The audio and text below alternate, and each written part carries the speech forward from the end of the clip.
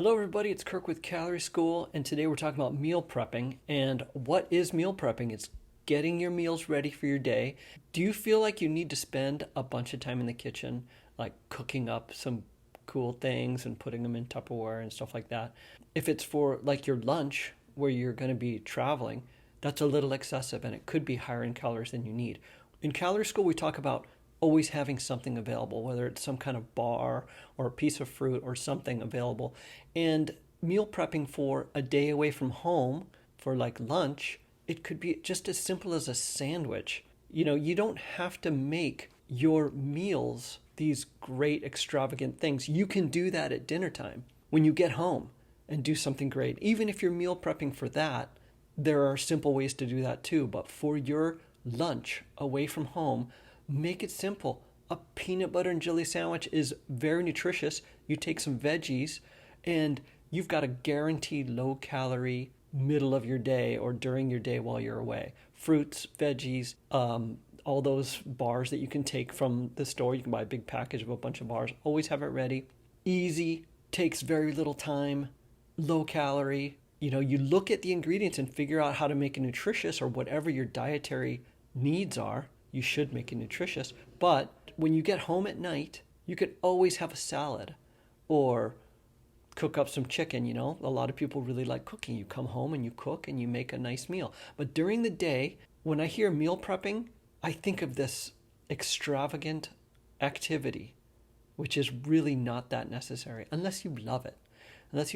But the risk is when you make food, it takes oils to cook meats and things like that. And a lot of people don't like just steamed veggies or something like that. So they're going to spice it up really big. You're going to end up with more calories than you want. And it's going to be kind of a struggle. If you find a simple takeaway meal, takeaway snacks, the word meal doesn't have to mean a lot of food. It could be small. Like if you had, let's say, a cup of noodles or something like that. Very inexpensive, very easy to take with you. Add some hot water and there you go. But a lot of people, the downside about something like cup of noodles and some processed foods is the high amount of sodium. Well, when I make something like that, I use the hot water to cook it up and then I pour some of that water out. Some of the oils and some of the sodium goes out. And those are two things that we don't need very much of.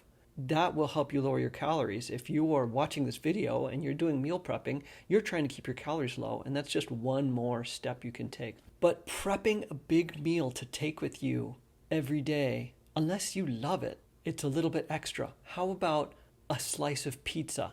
Talk about making it easy. Some night you have pizza, you eat half the pizza. If you want, make 2 pizzas, and then you cut a few slices up and you take 1 or 2 slices with you the next day. Cold pizza is good, just as good, if you don't have to warm it up. But if you can, warm it up and enjoy it. But as long as you have something to go with it, fruits and veggies or whatever you want to add to it, just check the calorie content. What is your goal? Is your goal that you want to cook a whole bunch and then you're just using the word meal prepping as a tool for that? Then yes, go ahead and cook whatever you want. But when I see meal prepping and I see people struggling with what do I take, how do I meal prep, it makes me think that they're working too hard. So I hope you're not working too hard, unless you enjoy it, of course. Like I said, if you like cooking, then you got to do it. But you do not need to go to these great lengths. And the people that I help, I steer them towards low calorie eating and ease. If you make it difficult, you may not do it very much. You need something that you can grab. Like I always say, have a snack when you go somewhere. Well, you should have a meal, a small meal that you can quickly grab or make real quick. And replacement shakes, meal replacement shakes, as long as they're not full protein shakes, the only people that need that are bodybuilders or if you're trying to do some muscle strengthening or muscle gain activity. But otherwise, there's meal replacement shakes that are just as good for a meal. I wouldn't recommend more than 1 a day, and you don't have to have those every day. It's a good low-calorie meal. So if you want to meal prep, meal prep. If you want to grab and go things, find another alternative. It's peanut butter jelly time. I got a video on that where I just make a peanut butter jelly sandwich, and I'm just talking to you about low-calorie eating and things like that. It's not like I'm teaching you how to make a peanut butter and jelly sandwich in that video, but it's one of my favorite go-tos.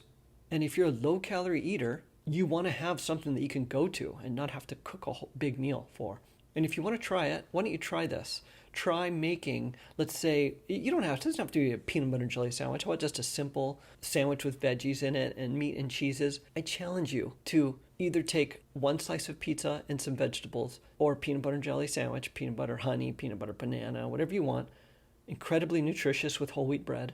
I challenge you to do that for a week versus cooking meal prep and see how you come ahead. I can almost guarantee you that you will come ahead. Ahead meaning your scale will be something you like to look at rather than with the meal prepping.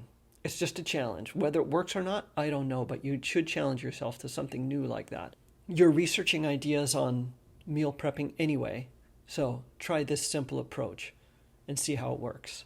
And go to Calorie School if you need other ideas. There's a small daily meals ideas in the back. Peanut butter and jelly is going to be in there, so is pizza.